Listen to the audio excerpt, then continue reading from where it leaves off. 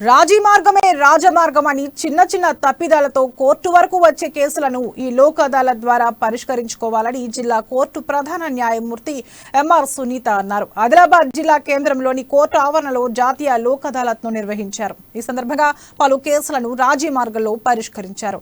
ఈ మధ్య కాలంలో డ్రంక్ అండ్ డ్రైవ్ కేసులు పెరిగిపోయాయని అన్నారు. ఇకపై ఇలాంటి కేసుల్లో పట్టుబడిన వారికి జరిమానాలతో పాటు శిక్షలు సైతం వేస్తామని పేర్కొన్నారు.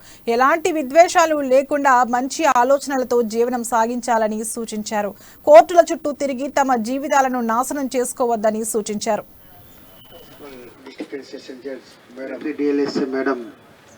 Recently appointed chief defense month or 2 months because of the dissatisfaction at the positive attitude area people నేను ఉన్నాను రమణన్ ఉన్నాడు కాకపోతే కొన్ని జరుగుతాయి ఇవన్నీ ఎంబీఆర్ కేసు కదా ఫోటో దిఖాओ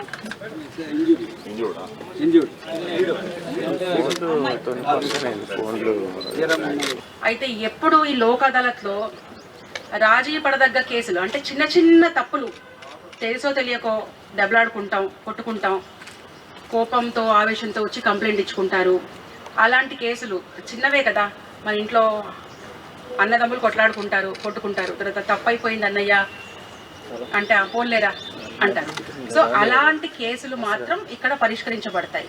ఎప్పుడు కాంపౌండబుల్ అంటుంటారు కదా, నేను ఉదయం ఆలోచించాను కాంపౌండబుల్ అంటే ఏమిటి అసలు అని. సో నాకే అనిపించింది మనం ఇంట్లో కొట్లాడుకుంటాం, దెబ్బలాడుకుంటాం.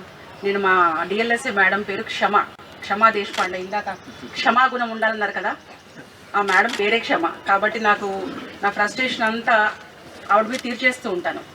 సో ఇదంతా ఎందుకు చెప్తున్నానంటే క్షమించడం అనేది చాలా ముఖ్యం. What is happened. ఇప్పటి వరకు ఫైన్లతో సరిపెట్టాం.